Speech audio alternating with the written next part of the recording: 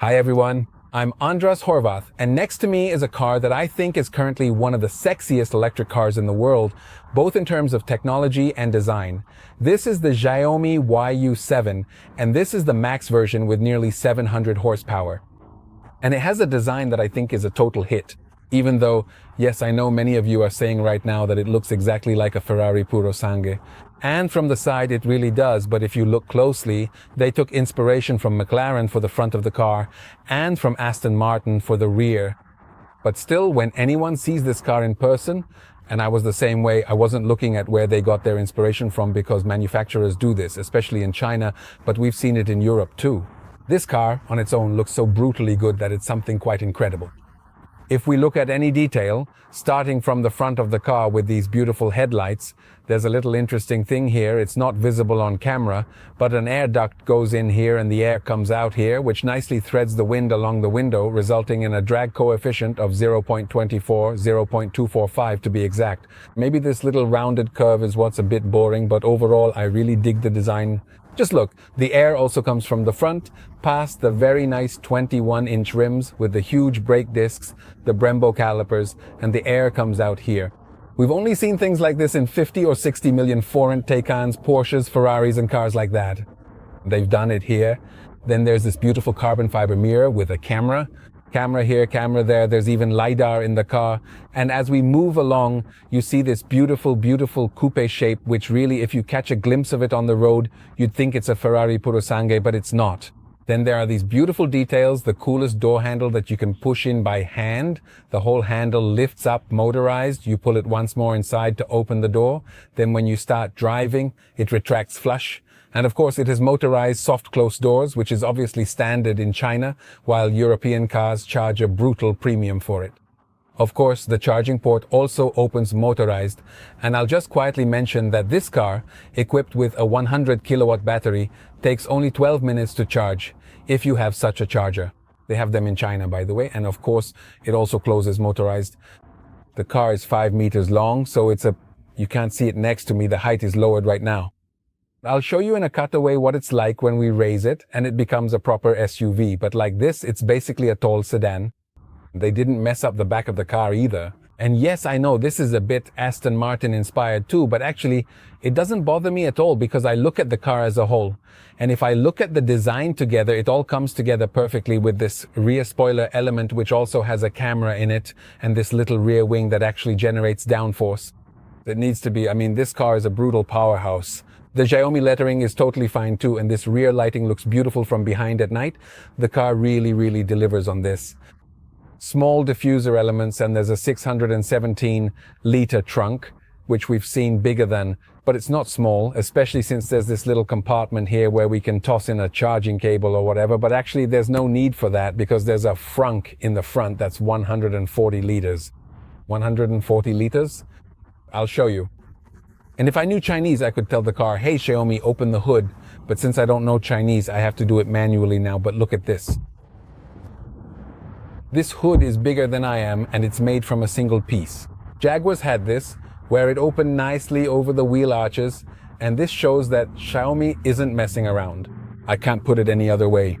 And here's this huge frunk where I think we could really fit a good-sized suitcase. Everything is fine on this car.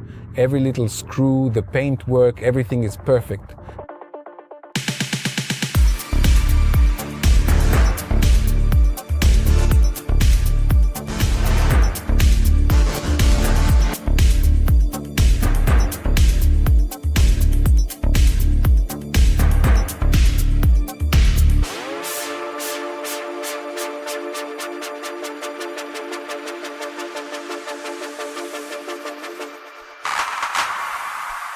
Has everyone liked the car so far? From the outside, it's fine, not bad. Then let's look at the interior. Let's start with the rear part where my thighs touch. There's a huge panoramic roof, leather, Alcantara, beautiful little handles with these small aluminum screws, grills, Xiaomi sound system, nice seats, a small display. And what can we do with it? We can take it out of its place, and if I want, I can say fold down the back seat like this and admire the dimmable panoramic roof that can be put into privacy mode. I can pull this down too, which is dampened, just saying. And I've put this display here, but if I want, I can set the temperature of the refrigerator. Because we have a refrigerator here for small drinks, which damn, we could have brought Marcy some drinks. I forgot that. A little cola, a little caramel coffee that Andy likes. Anyway, so we can adjust the temperature of the fridge too. We can put various accessories here that we can buy in the Xiaomi store. I'm resetting my seat. Wait, it says I'd like to pull myself back. It makes no sense. I could do it here too because there's a button for it here as well, but how cool is this? And the kid's happy if he's playing, as they say.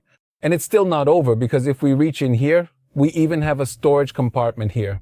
We can pack a laptop, documents, chocolate, everything in here too. And the thing is, you don't usually see things like this in average cars. Not at all. And do you know what else isn't in average cars? A panoramic display on the windshield.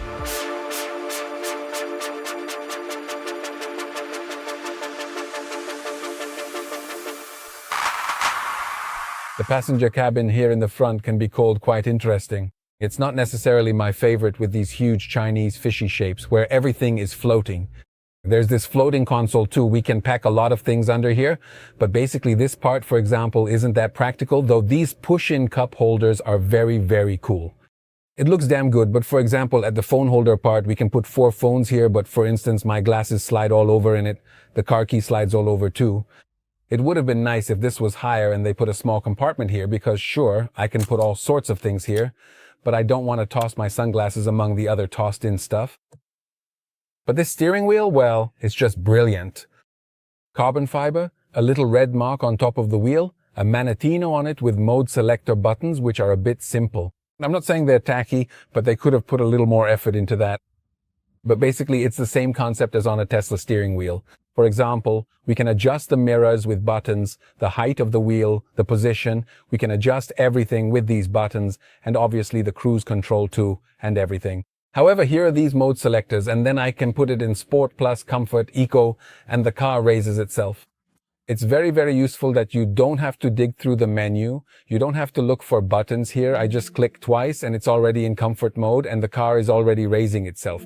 If I put it back, then it's Eco mode or even Sport Plus immediately. And this is the button for the self-driving.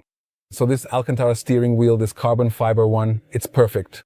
The grip is very, very good. There are no paddles on it because they're not even needed. The stock switches and the gear selector as well as the indicator lever are very sexy. Then if we start looking further at the interior, well, of course, this huge panoramic display stands out, which I thought, since it's a projector thing and projects things onto the windshield that we just want, here in the settings, we can set all sorts of things to display. We can even put an otter on it, the speedometer, the fuel gauge, navigation, so we can put a lot of things on it with the HUD cards. But I thought this wouldn't be good quality, that they surely just photographed it well for the press photos because it's so cool.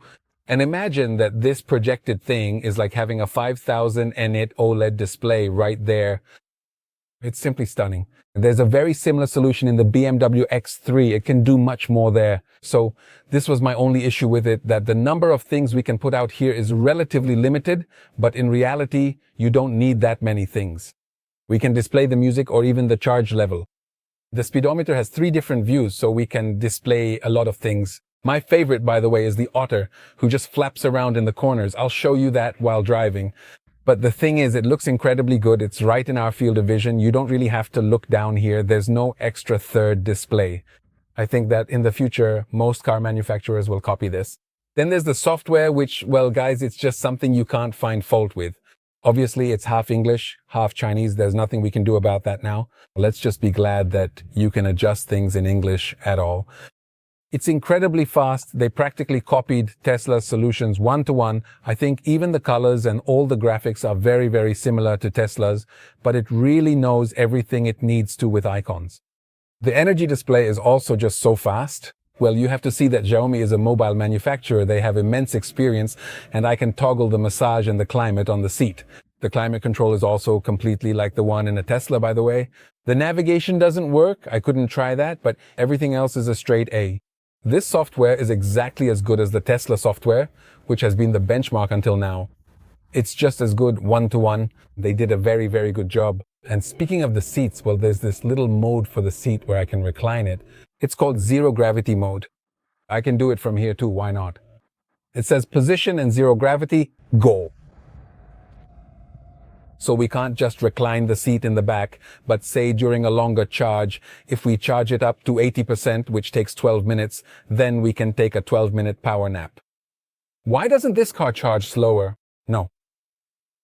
Oh, so it can do this too. Of course, we've seen this in other cars too. For example, the Hyundai Ioniq 5 had this years ago. But this car has it too. Then there are these things we'd think are screws here in the dashboard. Attila and I were looking at why these are here. Then I realized it's because we can connect accessories here, and what's more, accessories that this little spot also provides power to. We unscrew this screw and plug in the phone holder. It provides power to the phone. There are these very neat little clever features in this car. We could buy magnetic switches for this. Unfortunately, there aren't any for this car right now, but Xiaomi has plenty of accessories. For example, we can buy physical buttons here. We go into a Xiaomi phone store and we can buy all sorts of accessories from dash cams to physical buttons. And this is actually a great idea from Xiaomi to buy the car and then spend more money on accessories. For example, we can buy air fresheners from Xiaomi, which can be controlled from the software here. It's amazing. I mean, the whole thing is so well thought out that you can see that they didn't just copy here, but they said, let's make an incredibly cool car. And in this car, everything really is incredibly cool. I can't say it any other way. There's not much you can criticize. Here's this little mirror, which, well, is quite important for the ladies. I had a lady, a very nice lady, test it, and she said that you can even change the color temperature and how big this mirror is and how good it is that they paid attention to this too. Even the smallest details like these are completely fine. Or for example, the camera image. How many K is this? 8? I mean, how is there a camera image of this quality? Obviously, there's a panoramic view, a top-down view. We can turn off seeing the car or not seeing it, so it can do everything. Every single detail of this car is incredibly well crafted. Frameless rear view mirror. The only thing that bothered me a bit was that the seats are quite soft for my taste. It's a bit like an armchair, very, very similar to the seat of the very first Tesla Model 3, that it's sinky. Okay, it has massage, seat cooling, seat heating, and everything. For my taste, it's a little bit sinky, and the thigh support part could be a little bit further forward. So I feel the seat cushion is a bit short, but this is really, really nitpicking, believe me.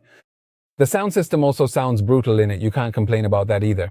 Really, the softness of the seat and this design is a little bit much for me. I like it when there isn't this floating console solution and I can pack more things here instead. But basically, I have to say that what's written here, which is innovation for everyone. With this car, that is very, very true.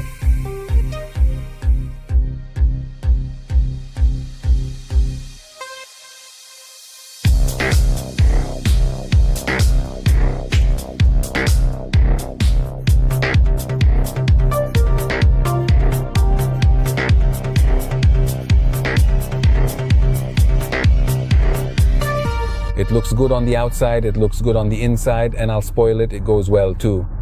Not as well as a Macan, which I tested recently, although this is stronger, by the way, than the Turbo Macan.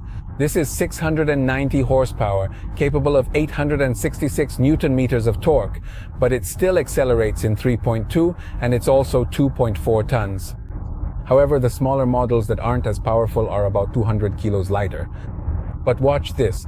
If I pop this into Sport Plus mode, then the sound comes, the artificial sound, and well, if I floor it, then you can't even really hear. So like 700 horsepower, when it starts like this, almost 700, sorry, only 690. Unnecessarily powerful. This car is very, very powerful. So really 700 horsepower in a, again, I'll say it, 2,400 kilo tank. It's just like the Porsche Macan, the whole thing is just stunning. The only difference is that while it has air springs too, this car feels much, much more like a boat. It leans a bit, twists a bit, even in sport mode when it lowers itself and drops the suspension, reducing the ride height. So you can definitely hunt for corners with it, but it doesn't come anywhere near a Macan, for example. However, I honestly think this car doesn't even need to do that, because if I simply put it back into comfort mode, and that artificial engine sound and everything else finally stops, then this car completely transforms. It turns into an incredibly comfortable, pleasant, and very quiet vessel that is just perfect for cruising around town. It really is quite a remarkable change. I'm doing 120 now, and there's no wind noise, no tire noise, the car doesn't shake or bounce, it just simply smooths out every bump in the road. And that's why it's not as sporty as the Macan, because the Macan is much stiffer. Even in comfort mode, it's 10 times stiffer than this car. But the thing is, I think for the average person, this is much, much better, and I wouldn't buy this brutal 690 horsepower version, but the Pro version, which is much weaker, though I definitely ask for these air springs in that one. That car is 200 kilograms lighter, and I think that's the perfect one. This Xiaomi YU7 Max Pro Ultra is just terribly much. So really, I'll put it back into Sport Plus one more time. The whole thing is just terrifying. You don't want this? No, you simply don't want a 700 horsepower family SUV, but Comfort Plus. This is what I want. Just to travel with this car. And you know what? That I tested it on the highway yesterday, and it can do 450 kilometers on the highway. My consumption was around 22 to 23 kilowatt hours in just 13 degrees. And really, doing a constant 130, and you can go 450 kilometers with it. I'm not mentioning the WLTP range because it doesn't have one. The Chinese range is 770 kilometers, 800. It doesn't matter. It doesn't mean anything because the testing cycle is completely different from the European one. However, it's clearly visible that with this 100 kilowatt hour battery, this car can do 450 kilometers. The smaller models have LFP batteries with a 95 kilowatt hour battery pack. Those can't even be charged this fast. Those can be charged in 22 minutes, while this one takes 12. This car can be charged at 450 kilowatts if we can find a charger for it. There aren't really any like that in Hungary yet, but let's say if this car could charge at 350 kilowatts on an Ionity charger, once it arrives in Europe, there's nothing to say to that. This is currently the pinnacle of electric vehicle technology. And it wasn't Audi, it wasn't BMW, it wasn't Volkswagen, and it certainly wasn't Apple. Instead, it was a phone manufacturer, Xiaomi, that actually made it. Honestly, that is just quite stunning to me, and it really caught me completely by surprise. Even with its minor flaws, because there are obviously some, as I've mentioned, the driving is just incredibly good. I can't really find fault with it, because this car is tuned just right. On a racetrack, the Macan would surely leave it in the dust. I mean, I'm mentioning the Macan because I've driven it and it's a similar sized car. But just think about it. This costs as much in China as a Tesla Model Y. And I'd like to ask you, if you were looking to buy a car, which one would you choose? Because I'm 1000% sure I'd pick this because it's better in every way.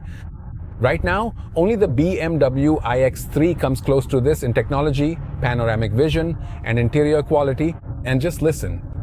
There's no noise at all, double glazing in the front and all around the panoramic roof. It surrounds you, it just works, it drives, it rolls, and even this sound is great. Check this out. Okay, they nailed the motor sound too, it's not annoying at all. They got this right too. One more thing that just occurred to me, now that I'm wearing sunglasses in this bright sunshine, is that you can't see the panoramic display with polarized lenses. If I look straight ahead like this, I can't see the power consumption, but if I tilt my head like this, I can see it's 21 kilowatt hours. That's a downside, but I can see this other display perfectly. So if anyone happens to buy a Xiaomi YU7, don't drive it with polarized sunglasses. That's my advice. Otherwise, hats off to Xiaomi for nailing this car on their second try and for putting together something like this from scratch, literally coming from mobile phones. It's quite amazing to me that there are no rattles or squeaks. It has proper trunks. The materials are nice. The exterior design is damn good. And the interior is totally solid, especially by Chinese standards. The fact that Xiaomi pulled this off, look, if this were available here in Europe right now, the German and French car makers could just pack it up and go home. I mean, no one can offer this level of quality and tech for this kind of money. I'm sure you'll comment asking what the point of this otter and capybara is, saying they're useless. I think they're cute, and when I floor it or take a sharp turn, they start floating and holding on, and if you look closely, they react to G-forces. Even the fonts on the screen slide around. So when I throw the car into a corner, it's not just the otter reacting to the G-force, it's like the whole software has its own gravity. And this is typically one of those little fine details that Apple usually does, and no one else, and Xiaomi thought of it too. I think it's a damn good gag. And anyway, it's super cute that we have this little otter assistant and it's just there watching us. But if someone doesn't like it, then obviously you can put anything else in its place, like music or navigation or whatever. I love these cute little things. I couldn't try the self-driving quite simply because you'd have to log in for that. When the owner was logged in, I tried it, it worked, it sees everything, so from the lights to the road markings, the cones, cars, bikers, pedestrians, it sees everything. However, I typically had the feeling, like with all other Chinese cars, that the self-driving is a bit shaky, but I think that's really irrelevant now, and by the time this car is in Europe, they'll have solved this too, I'm sure of it. Also, the regenerative braking is very pleasant, adjustable in several levels, and the steering is absolutely two-finger light. There isn't very much feedback from the steering wheel, but I don't think the average person will care about that much. And now we're heading onto a very bad road, and that's all that happened.